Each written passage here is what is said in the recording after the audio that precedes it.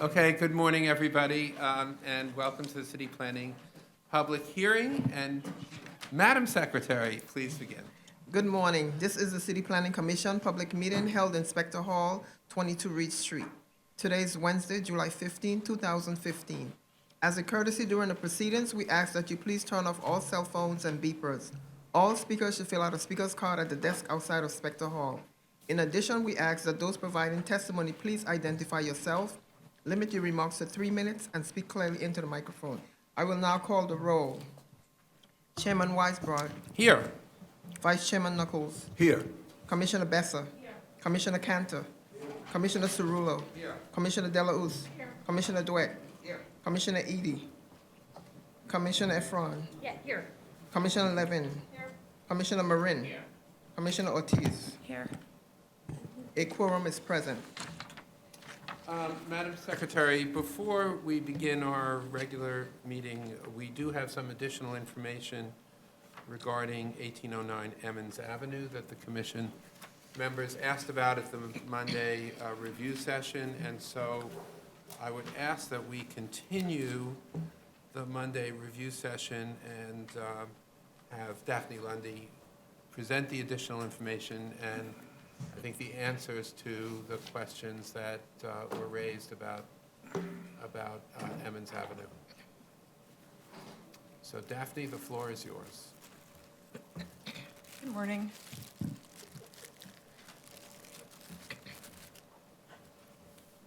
So the Commission, there were several questions regarding the materials being used in the development as well as the screening of the parking on the second-story roof. The structure of the building will be cast in place using a reinforced concrete superstructure consisting of reinforced concrete bearing columns, exterior walls, and concrete slab floors. All aspects of the exterior concrete superstructure, such as walls, columns, roofs, and balconies, are proposed to have corrosion-resistant epoxy reinforcement placed in alkaline-resistant concrete. The exterior finish of this residential portion, as well as the exterior concrete surfaces, will be sealed in a material such as Stablecrete for waterproofing and to prevent corrosion. Finishes of the exterior wall will be done using a waterproof spray-on membrane. The paint will provide additional waterproofing. A powder-coated corrosion-resistant aluminum will be used for all exterior fenestration frames. All surfaces with high pedestrian and vehicular traffic, such as the balconies, the plaza, and the parking decks, will be coated in order to withstand exposure to salt. Exterior railing, fencing, and fastenings will either be constructed with hot-dip galvanized metal or stainless steel to prevent corrosion. Shown here is the illustrative parking plan for the parking on the second floor, as well as a model showing the ramp leading to the parking. The parking area will be fully screened along the exterior perimeter facade of the building, with a 5-foot opaque, non-reflective concrete parapet wall. The outside of the parapet wall will be covered with the glass aluminum curtain wall system. Shown here.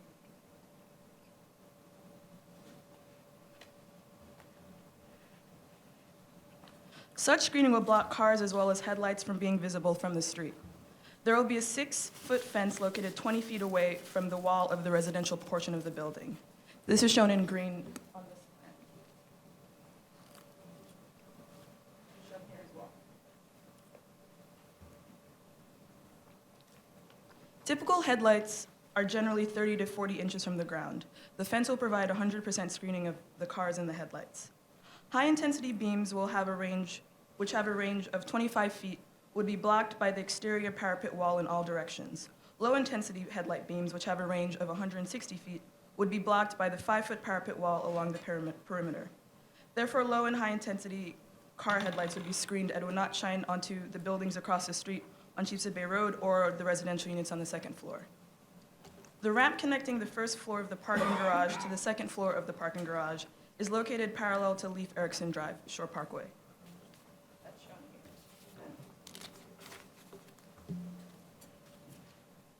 Its incline is facing the direction of Sheepshead Bay Road. The nearest buildings to the ramp are approximately 100 feet away. The building directly across the street that are closest to the ramps are 3 stories tall and are at the same elevation of the parking area on the second floor. This is because the ground floor is the cellar. The point at which the ramp levels off onto the parking level is 60 feet away from the Sheepshead Bay Road parapet wall. Nearby properties would be screened from the headlights as vehicles entered the parking. So shown here, there's a distance of about 60 feet from where the car levels off to the parapet wall.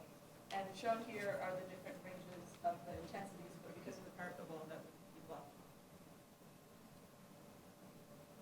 Furthermore, the rooftop area will have low ambient light from light poles that are 4 feet in height. The light fixtures will emit light pointed downward and away from the residential units. The light fixtures are shorter than both the parapet wall and the screening along the residential walls of the building. Therefore, the light would not be visible to residents. Thank you, Daphne. Questions?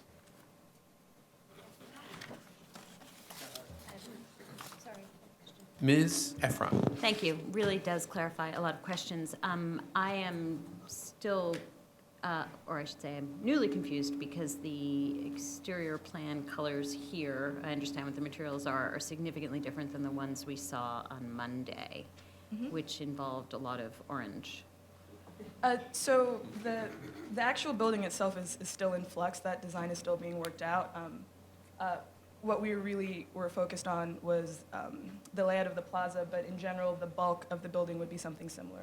And this was done, in the evening, so it was kind of what we were able to get from the architect. Okay, knowing that it's in flux is actually very helpful. I know it's outside of what normally we would do, except that this is a district. Correct. And there is some sense of context that seems appropriate. Any other questions for Daphne on this? Mr. Cantor? I assume if we give an approval, the presentation that was made today is going to be referenced as part of that approval. Indeed. Thank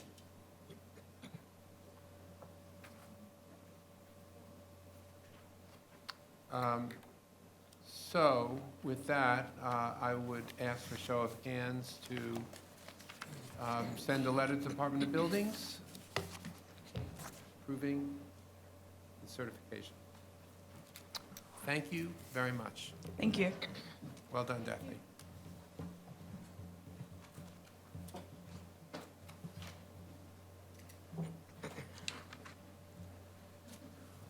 Okay, we'll now move on to the public hearing.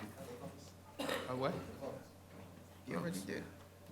We're gonna, Yes, we're now Okay. proceeding to the public hearing. first item is the approval of the minutes of the regular meeting of Wednesday, July 1st, 2015. Go ahead. All in favor? On the Minutes.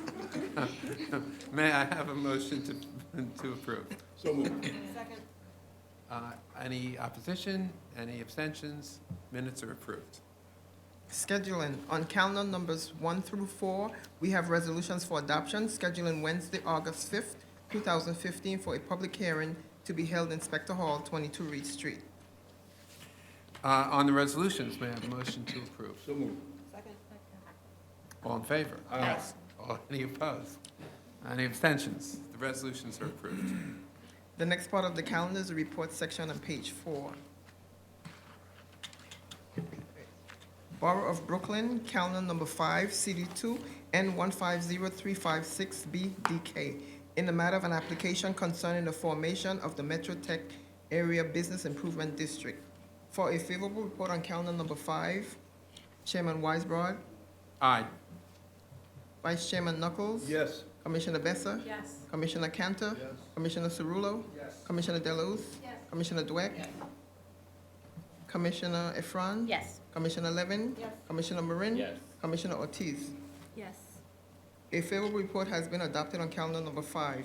Borough of Manhattan, calendar number 6, CD3, N150317HAM, in the matter of an application for a UDAP designation and project approval of city-owned property concerning 269 Henry Street.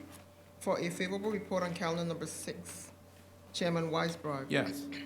Vice Chairman Knuckles. Yes. Commissioner Besser. Yes. Commissioner Cantor. Yes. Commissioner Cerullo. Yes. Commissioner Delauss. Commissioner Dweck. Yes. Commissioner Efron. Yes. Commissioner Levin. Yes. Commissioner Marin. Yes. Commissioner Ortiz. Yes. A favorable report has been adopted on calendar number 6. Borough of Queens, calendar number 7, CDs 1 and 2, N150141ZRQ, in the matter of an application for an amendment of the zoning resolution concerning Bright Horizons Children's Center. For a favorable report on calendar number 7, Chairman Weisbrod. Yes. Vice Chairman Knuckles. Yes. Commissioner Besser. Yes. Commissioner Cantor. Yes. Commissioner Cerullo. Yes. Commissioner Delauss. Yes. Commissioner Dweck? Commissioner Efron? Yes. Commissioner Levin? Commissioner Marin? Yes. Commissioner Ortiz? Yes. A favorable report has been adopted on calendar number 7. Borough of Staten Island calendar numbers 8 and 9. Calendar number 8, CD3, N150249 RAR. Calendar number 9, N150406 RAR. In the matter of applications for the grant of authorizations concerning the YMCA 3939 Richmond Avenue for adoption on calendar numbers 8 and 9. Chairman Weisbrod, Yes. Vice Chairman Knuckles, Yes. Commissioner Besser, Yes. Commissioner Cantor, Yes. Commissioner Cerullo, Commissioner Delauss, Commissioner Dweck, Commissioner Efron, Yes. Commissioner Levin, Commissioner Marin, Yes. Commissioner Ortiz. Yes. Calendar numbers 8 and 9 have been adopted. The next part of the calendar is the public hearing section on page 7. Borough of Brooklyn, calendar numbers 10 and 11. Calendar number 10, CD16, C150326 PSK. Calendar number 11, C150327 ZSK. A public hearing in the matter of applications for the site selection of property and for the grant of a special permit concerning FDNY Rescue 2. The first speaker is DJ Harney. Those your initials, or does it stand for deputy something? David Joseph. David Joseph. Okay.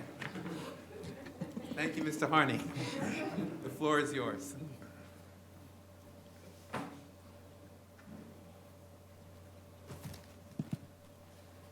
Good morning, Mr. Chairman and members of the City Planning Commission. My name is David Harney, and in my role as Chief of Staff to the Deputy Fire Commissioner, I am spearheading this land use action on behalf of the Fire Department.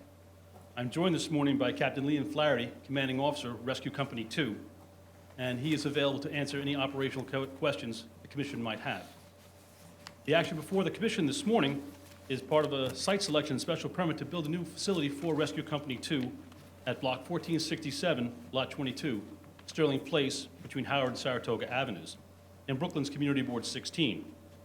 The action was certified by the Commission on April 4th, 2015, and was approved by a vote of 24 in favor, 0 opposed, and 1 abstention by the Community Board on May 26th. Additionally, this action was approved by Borough President Adams approximately 2 weeks ago, albeit with some conditions.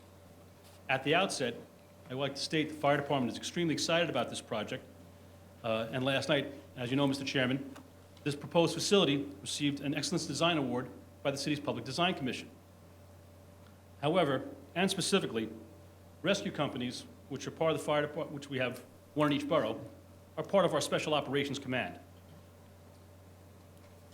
And they have both borough and citywide response requirements. Moreover, these units have a broad mission which goes beyond firefighting and includes the rescue of civilians or firefighters in extraordinary situations, extrication and victim removal, when specialized expertise and equipment is required.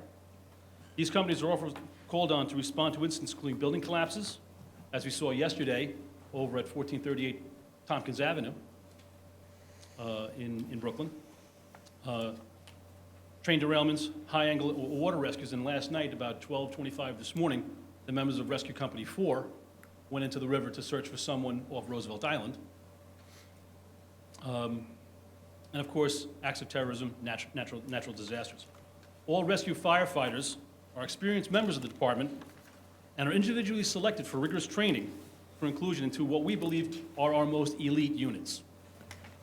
Naturally, the training and storage requirements of these extremely special companies have grown dramatically over the past 15 years, post 9/11, the multi-state blackout, and especially after Hurricane Sandy. Rescue companies are assigned 2 vehicles, their main rescue apparatus, as well as their rescue collapse apparatus, which carries vast amounts of equipment for shoring, which Rescue 2 put into use yesterday. We actually call them jokingly a Home Depot on wheels.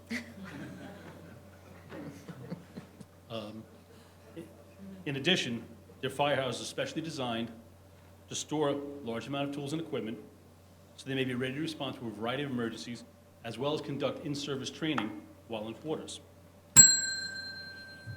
Mr. Chairman, may I please continue? Yes, you may. Thank you, sir.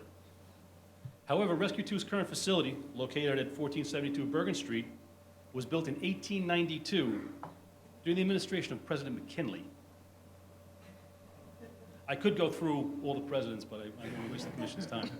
The current facility at That was still current events for some of us, but not for all. The current facility at approximately 3,600 square feet is grossly undersized for their needs and is literally falling apart due to 120 years of continuous use. Much of the company's storage is outside, located in Conex containers, while their rescue collapse apparatus needs to be stored in another facility, Engine 280, ladder 132 on St. John's Place, which acts as problematic for operations, but when you have rescue and rescue collapse responding together, it actually acts as a force multiplier in terms of our response capabilities and Rescue 2's ability to respond effectively. Because of all these issues, the department identified the Sterling Place location as the optimal site to relocate and build a new facility.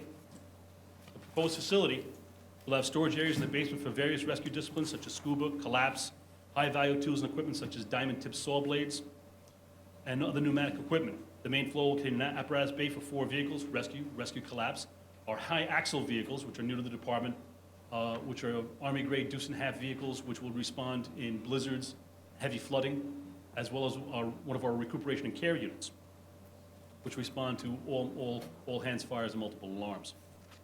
The main floor will hold additional tool and lumber storage, conference room, kitchen, personal protective equipment racks, we call bunker gear, and a house watch where emergency calls are received. The second floor will contain the semi-private spaces for the proposed facility, lockers, showers from both male and female firefighters, officer's office, a study room. Meanwhile, the proposed facility will have a vertical air light shaft, which will double as a training tower with windows and doors and balconies, which mimic typical city conditions. The proposed design will also be in line with the mayor's commitment to an 80% reduction of greenhouse gas emissions by 2050, and includes a geothermal HVAC system, solar-powered water heater, and natural lighting and ventilation to reduce energy use. The proposed facility will also be equipped with an emergency generator, so operations will not be hampered by the natural or man-made events, which will interrupt the proposed facility's power supply or ability to provide service to the community or borough. Mr. Harney, I think that I appreciate your detailed comments on the facility itself, and I think that the questions that the commission has, or members of the commission probably have more to do with the operational nature and an impact of the facility on the surrounding community. So if you could address that issue, or if Captain Flaherty would address that issue, I'd appreciate it, and then submit the rest of your testimony. Very good, sir. In terms of operational response, Rescue 2 this past year responded to approximately 3,600 to 3,700 times. Part of our regulations of the department, fire apparatus are allowed to traverse 1 block against traffic, and the regulations are very specific in that. But we feel, and these issues were discussed with the board, that the way the company would respond would not pose any type of risk to public safety, especially the way all fire companies exit the firehouse, where the chauffeur will move the rig out of quarters. Meanwhile, the members will stop traffic to allow the rig to egress the facility safely. Okay, let me open this up to questions. Ms. Deluz. Thank you very much for being here, and congratulations on the award last night. Thank you very much. I'm just wondering, putting aside available land, I'm just wondering from the perspective of FDNY, what would be the ideal location for such a facility? I mean, would you normally want to site it in a residential district, or is that just what was available? We looked at this site for a number of reasons. Rescue company, with its both local and borough-wide response, needs to be able to move places. By the location on Howard Avenue, it puts us in very good close proximity to Kings Highway, which will allow the company to traverse south and west, but also puts it close to both Eastern Parkway and Atlantic Avenue, as you go a little further up to Broadway and Bushwick Avenue. So from those locations, the company can move east, west, north, and south and respond more effectively. So we thought that this was the best spot for the company to respond. Captain Flaherty, you want to add anything to that? We can do. Hold Oh, on, Captain Flaherty.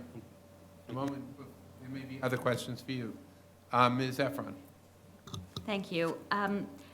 The 3,700 responses, are they all responses in which the sirens are used by the fire department? Which is, I think some of us are concerned about what the immediate impact will be for a neighborhood that, by all accounts, has been rather quiet over the years. Our operational requirements are that when any unit, all of our 217 firehouses, when a fire apparatus is responding in an emergency capacity from quarters, they will engage the lights and the sirens. But the issue of siren noise was discussed in the department's environmental assessment, and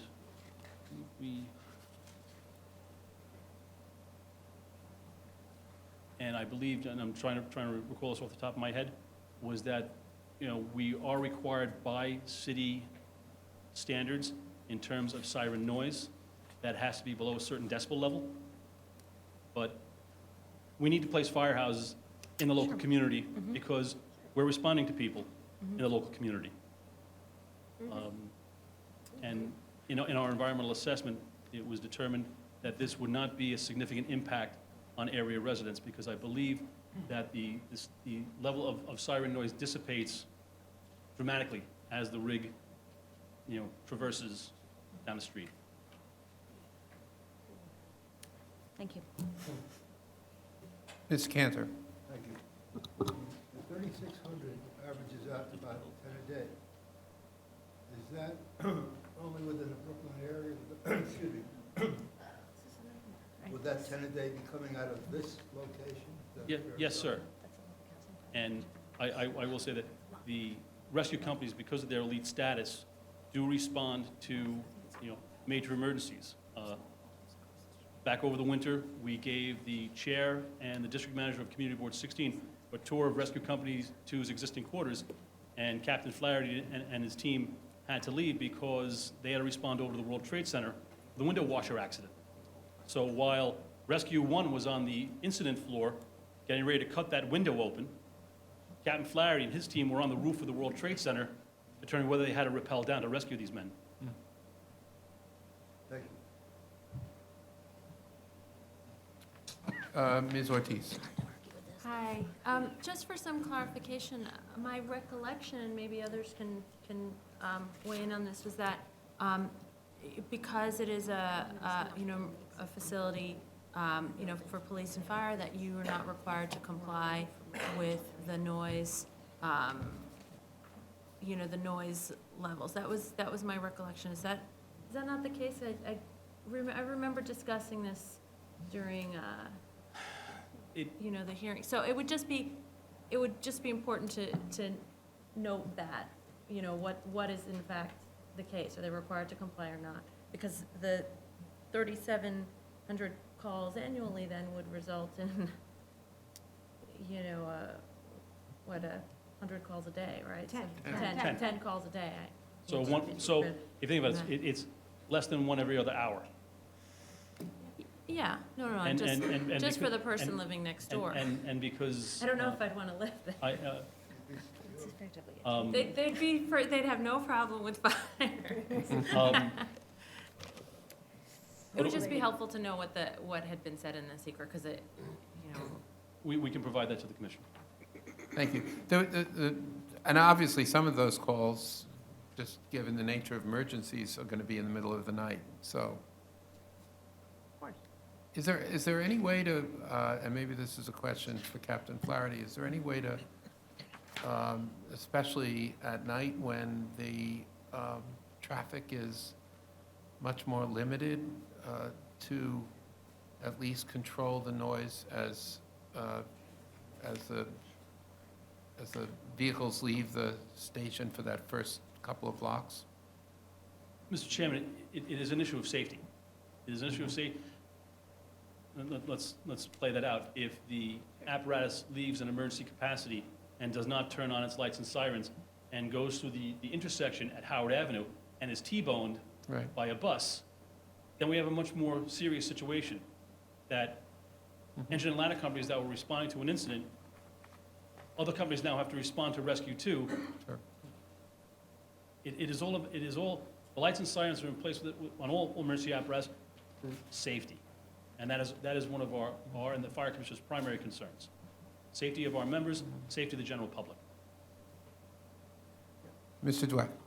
My question was, out of the 3,700 responses, do you have statistics on how many of them took place between 10 p.m. and, let's just say, 6 a.m.? I couldn't say that for sure, sir. Would there be some kind of database of information that you can get back to the commission at a future date with that information? I will bring that back to our Bureau of Management and Planning and see if those numbers can be called out. We're gonna call you in a minute, Captain, so don't worry, your turn will come. Ms. Levin? Yeah, Mr. Harney, I think you can detect from these questions, what we're wrestling with is that you've applied for this facility, while much needed for the city, is in a residential neighborhood for which you have applied for a special permit. And that special permit, only required when you're putting a fire station in a residential neighborhood, is for facilities that are going to serve that neighborhood. You've made a powerful case for the importance of this unit for the city as a whole and for the borough. You've said nothing about the neighborhood itself. And from a planning standpoint, I look at this provision in the zoning that is intended to allow local firehouses to be sited in the neighborhoods that they serve.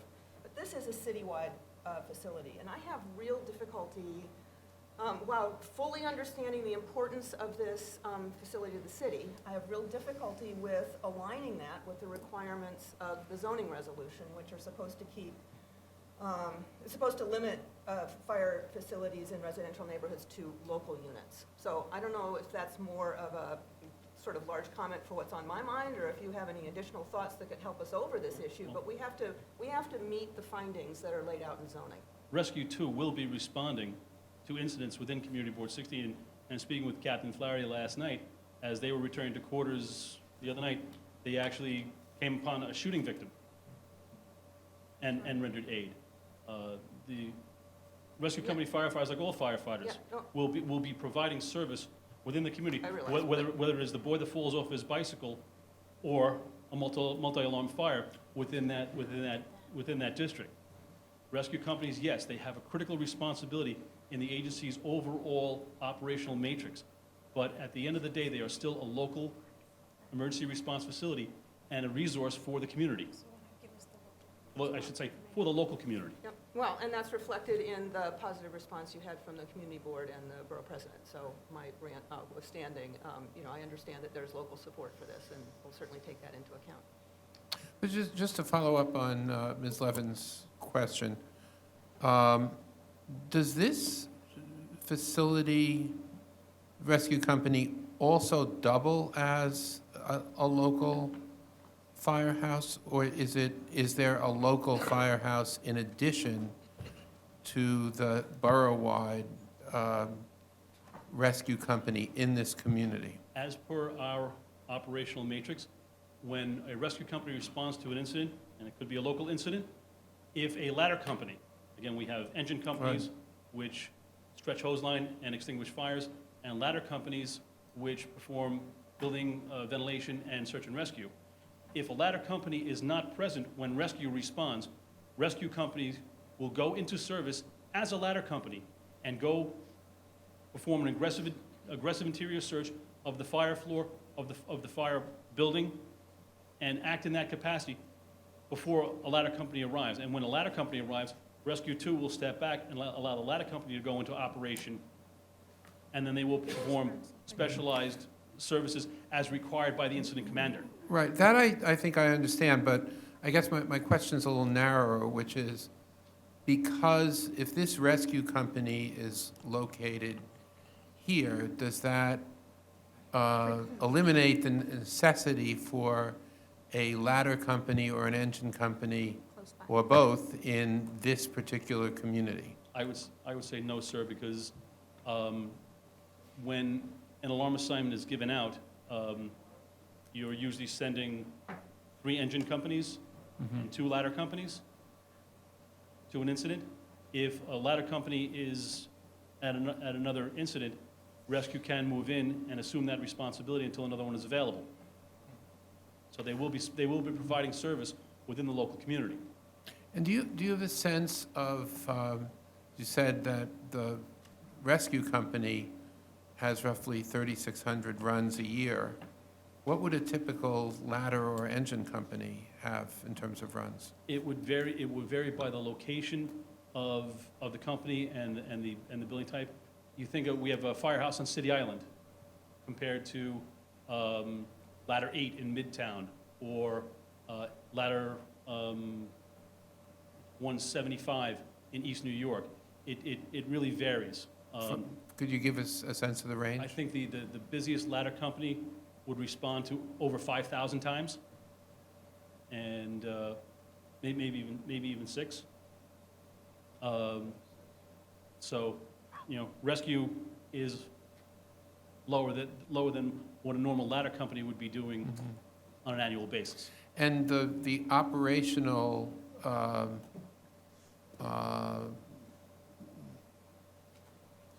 the operational activities of a ladder company, at least, or an engine company, at least in terms of how it would affect a neighborhood's ambience in terms of noise and traffic and the like, would be roughly the same in terms of lights and sirens and the like. Or in some cases greater, because those ladder and engine companies are moving out much more frequently than the rescue company.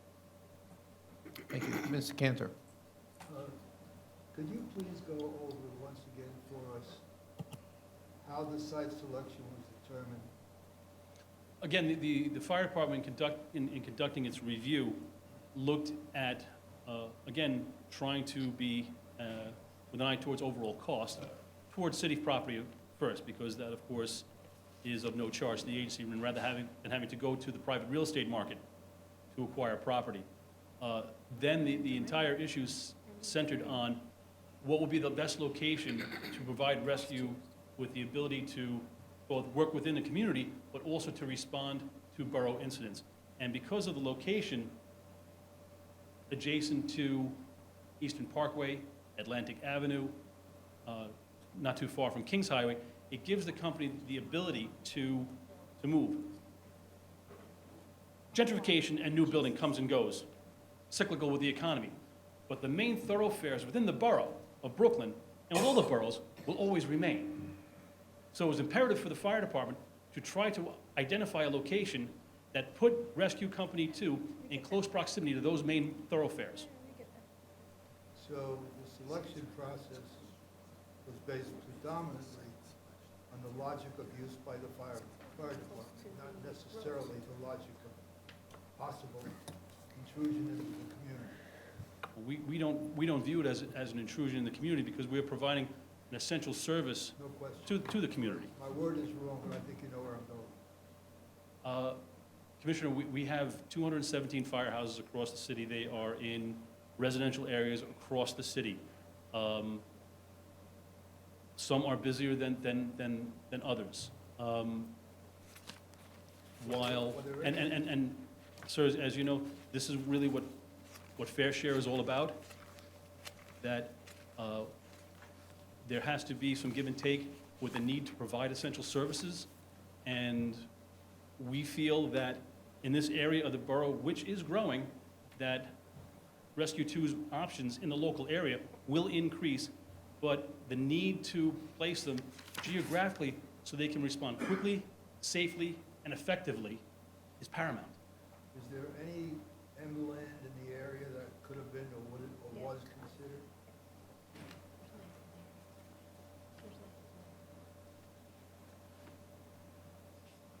We really, once this site was identified, due to its location geographically, the agency really focused on it, and Of course, being city-owned property, it drove the issue even further because, as you will know, with the real estate market being where it is and the length of time for design development, land use development, bidding, that the city has or might be one step behind the private sector in terms of overall development. The site works tremendously for the agency. And so when the site was brought to us, we thought that this was the best operationally. All the chiefs from rescue operations looked at it and said, this is the best location for Rescue 2, both today and moving forward. I would like to conclude by noting that I live in Bayside, which is not too high a fire incident area. But when you guys wake me up in the middle of the night, it frankly gives me comfort to know you're out there. Engine 306, Yes, 214th place, yes. right at Bayside. Mr. Marin? Good morning, Mr. Harding. Thank you for your presentation. My question is more towards the firehouse located at 1472, your Bergen Street location. So one of our actions today was the repurposing of the firehouse at 269 Henry Street.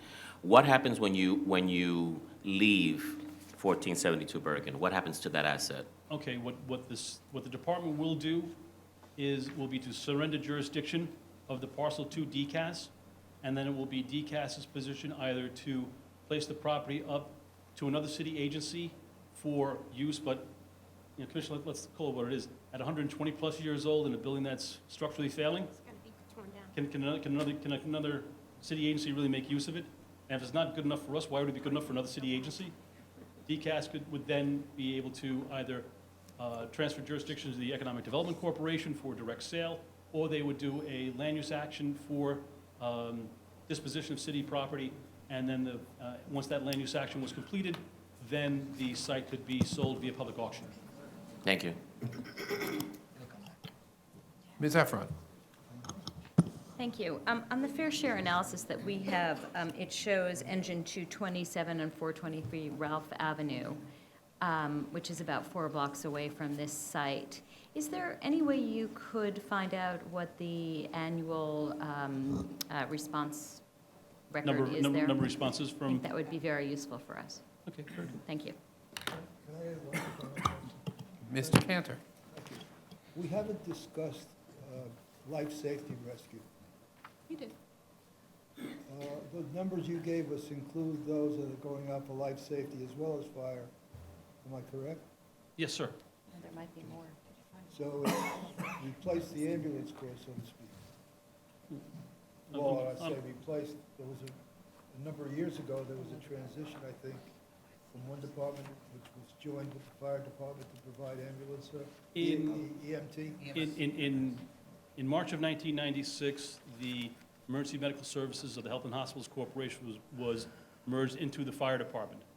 As part of that action, the fire department has been aggressively building new EMS facilities. If you think about it, at the time of merger with EMS, the NYPD put out however many RMP units from 76 police precincts.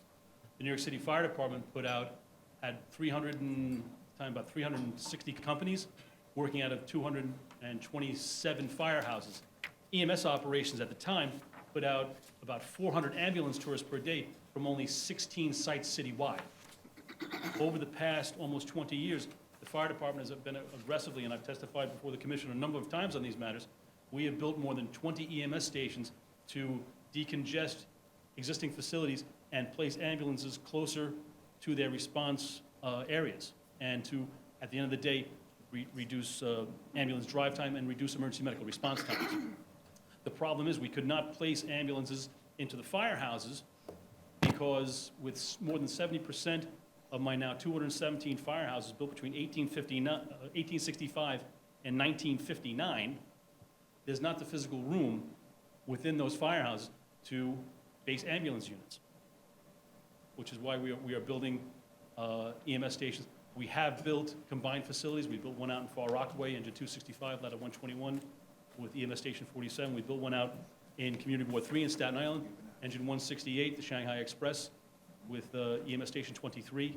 The problem with trying to build combined facilities is simply that there is not the physical space needed and availability of physical space to build such facilities. Any other questions for Mr. Harney? I do have one question. Did Rescue Company number 4 locate the individual off of Roosevelt Island last night? It's, you know, when it goes off in the middle of the night, Yeah. That's your siren. I guess you weren't assisting them. at 12:50 a.m. this morning, patient has been removed from the water by FDNY divers and being transported by EMS. Hell of a way to escape from the island, I'll tell you that. We don't trust the train. Thank you very much, Mr. Harney. Thank you, Mr. Chairman. Thank you, members of the commission. Captain Flaherty. I don't know, does commission members have questions for the captain? Thank you. Okay. You're excused unless you, I know we were talking about the local community, I can assure you that, we're an absolute asset to the, to the block and to the immediate community too. I would say about 50% of our runs would be to the local area, and we'd be servicing the people on the block and in the immediate area. And there is a huge building boom a couple of blocks away. They're building dozens of 6-story multiple dwellings, and the infrastructure definitely has to grow with the building boom. So, we do have responsibilities outside the area, but we are absolute asset to the local area as well. thank you, Captain. Mr. Knuckles. Well, Captain, since you raised the issue, what kinds of, from your view, what kinds of measures can a local fire entity like this do to be a good neighbor, a better neighbor? Obviously, over and above providing safety for the community, but what kinds of outreach do you do in terms of becoming a better neighbor to your All right, so, surroundings? I was just thinking about sitting there, the other day, one of the kids was playing in the playground, came over, we put a Band-Aid on his knee. The kids are always bringing their bicycles over. I have the A-team. It's the Navy SEALs of the FDNY. We can fix anything, we can build anything, we can make bad situations go away. The kids know that. They bring their bicycles over. When the guys have spare time, they're fixing bikes. They're always, and we've actually seen, kids grow up in the neighborhood. We're watching them go through school and stuff. So I feel like they're part of my family. So we absolutely interact with the local community as we try to be as neighborly as possible. Ms. Levin. Following up on that, it occurs to me that you're located in a residential neighborhood Now. pretty much now, right? It's becoming more and more residential. Yes, we have the Albany houses are right to the left, and then there's another multiple dwelling, and on the Schenectady and the corner of Schenectady and Bergen, and then there's 2 huge playgrounds, and there's a school across the street. So we are inundated with kids coming by the firehouse all the time. And we try, we try to be role models to them, and tell them stay in school, and get good grades, and you can ride on the fire truck. Ride on the fire truck with us one day, and so.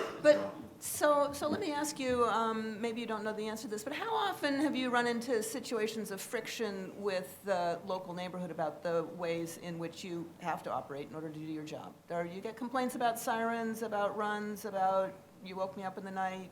I haven't, no. Personally, I haven't.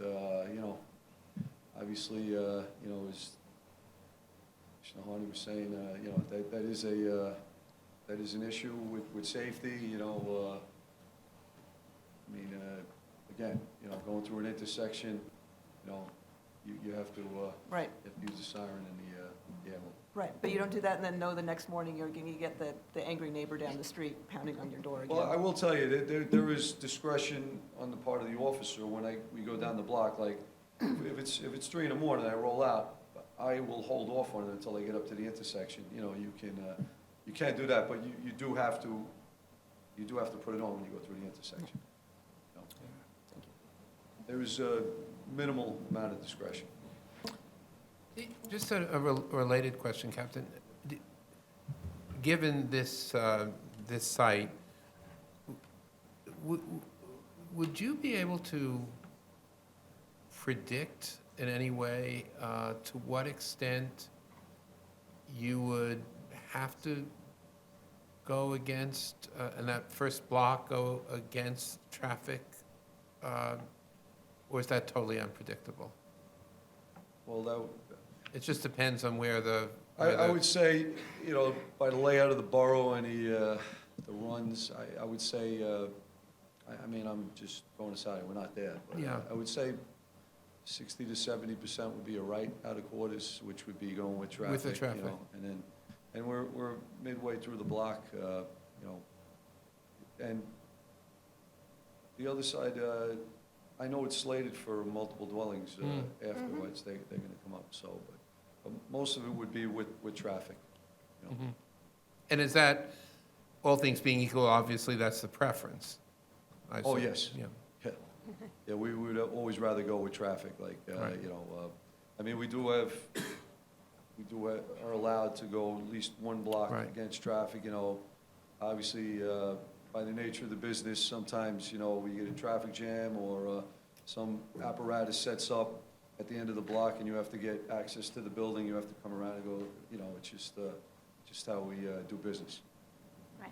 But you know, we use absolute care, you know, I mean, we're in the business of saving lives. Right. We're not, you know, no one would take it harder than us if we did something wrong or hurt somebody during the Indeed. response.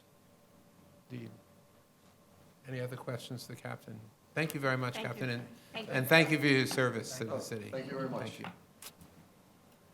Thank you. Is there anyone else who wishes to be heard on this matter? And if not, the hearing is closed, and I note there are some questions that we'll try to get back to the commission with answers. Thank you. Okay, Borough of Brooklyn, calendar number 12, CD 18, C150318, PQK. A public hearing in the matter of an application for the acquisition of property located at 10,300 Foster Avenue. First speaker is Fabian Feliciano from HRA. Good morning, Chairman, Vice Chairman, Commissioners. I'm Fabian Feliciano. I'm the Director for Human Resource Administration, Office of Multi-Service Centers and Land Use Review. And I'm here to answer any questions you may have about the warehouse and our expansion.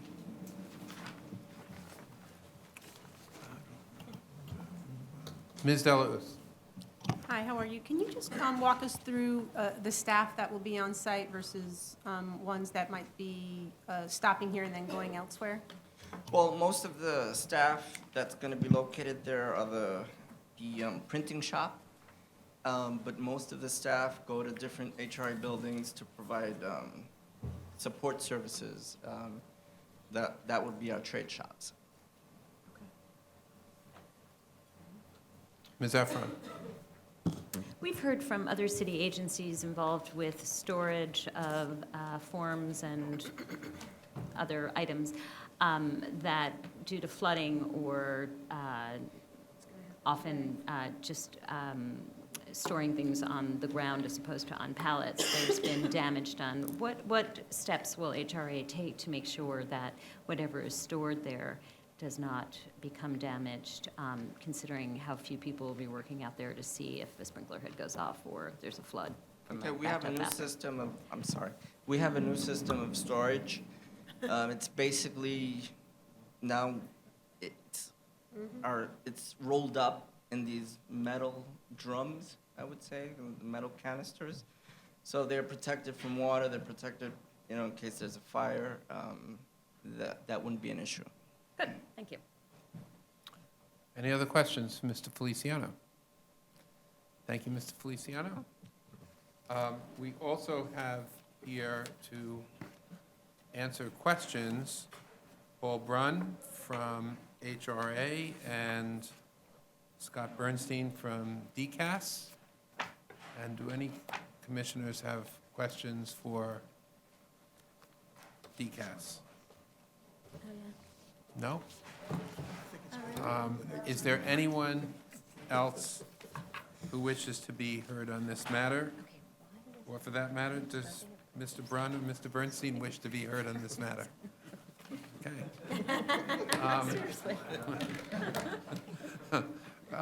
With that, Madam Secretary, the hearing is closed. And is there any other matter to come before us this morning? No, Chairman Weisbrot. So with that, I will entertain a motion to adjourn and wish everyone a very happy next 2 weeks. Thank you. Seriously, why do we store forms?